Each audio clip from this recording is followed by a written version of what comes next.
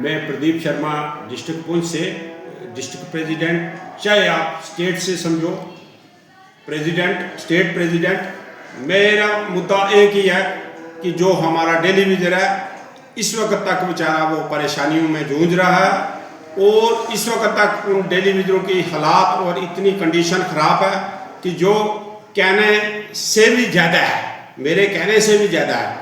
और मैं सुना है कि 2 तारीख को हमारा बजट होने वाला है और कल गवर्नर साहब ने लॉन्च किया है कि 2 फरवरी को बजट होने वाला है। तो मैं जनाब चीफ मिनिस्टर उमर अब्दुल्ला साहब को पुरजोर अपील और रिक्वेस्ट करता हूं और वेलकम करता हूं कि सुना है कि उन्होंने कहा कि इस बार टेलीविज़नों का जो पहले दूसरे दिन हम लॉन्च कर देंगे परमानेंट का टेलीविज़न, जितना 61,000 है उसका लॉन्च कर देंगे, चाहे फेस मैनर में करें चाहे जैसे भी करें।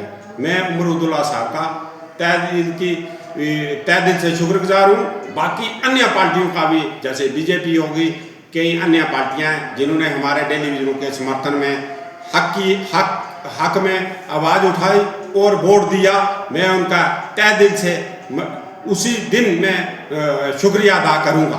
तो बाकी ये बात है कि मैं ये फिर पुरजोर अपील रिक्वेस्ट करता हूँ कि अगर हमारा मसला हल ना हुआ, हमारा 30,000 आदमी जो टेलीविज़न बैठा है सड़कों पर, वो फिर असम्बली में जाएगा, उमर साहब से अपने हक मांगेगा कि हमने कौन सा गुनाह किया कि 30 साल हो गए कि हमारे टेलीविज़नों को ऐसी सजा मिल रही है।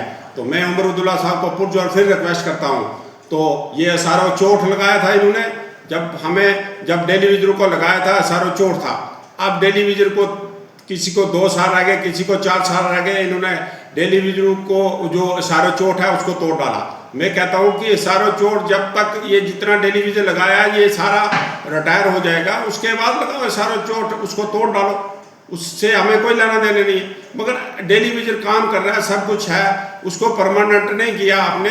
5 साल के बाद आपका एक मैनिफेस्टो था, ये सारो चोट का एक सिस्टम था, एक आर्डर सारो चोट में था कि जिसको 5 साल हो गए तो हम उसको परमानेंट करेंगे। लिहाजा 5 साल के बाद क्या 3 साल के बाद टेलीविज़न को ऑर्डर कर तो सारो चोट को तोड़ डाला इन्होंने। तो मैं कहता हूं कि ऐसा नहीं होना चाहिए। सारे चोट के तहत पर सभी जो भी मसले हैं सारे सेट हो जाएंगे, इन टेलीविज़न को पैकेज भी मिलेगा, सब कुछ मिलेगा। बाकी मैं ये चाहता हूं कि सारा चोट से ही सारा काम हो जाएगा, तो उसमें सारा जो है इनको पेंशन वगैरह जो पिछला क्लेम है सब कुछ हो जाएगा। बाकी अगर आप और किंतु परंतु करेंगे तो उससे तो टेलीविज़न को बेनिफिट नहीं मिलेगा। बाकी मैं एक चीज़ ये जरूरी कहना चाहता हूँ कि अगर ये सबसे बड़ी बात यह है कि हमारा टेलीविज़न जो है ठीक अगर बजट में काम कुछ भी नहीं हुआ तो हमारा टेलीविज़न 20,000 टेलीविज़न रिटायर हो जाएगा। तो वो रिटायर हो जाएगा, उसके बाद हमें क्या फ़ायदा है, हमें किसको क्या करना है, अपनी फरियाद किसको सुनानी है, फिर उस फरियाद को सुनाने से क्या फ़ायदा हमारा कि एक बंदा 30 साल लगाकर ऐसे ही घर जा रहा है या रिटायर हो रहा है और उनकी इतनी परेशानियाँ कि सोचने से मैं कहता हूँ कहना तो है तो कहने से भी ऊपर है वो टेलीविज़न की। तो बाकी मैं मीडिया का अपनी तरफ से बहुत बहुत शुक्रगुजार हूँ और दिल की गहराइयों से शुक्रगुजार हूँ कि जो कि वक्तन में वक्तन हमारी जो रिपोर्ट है चीफ मिनिस्टर साहब पहुँचाते हैं, चीफ मिनिस्टर साहब तक पहुँचाते हैं और जनाब गवर्नर साहब तक पहुँचाते हैं।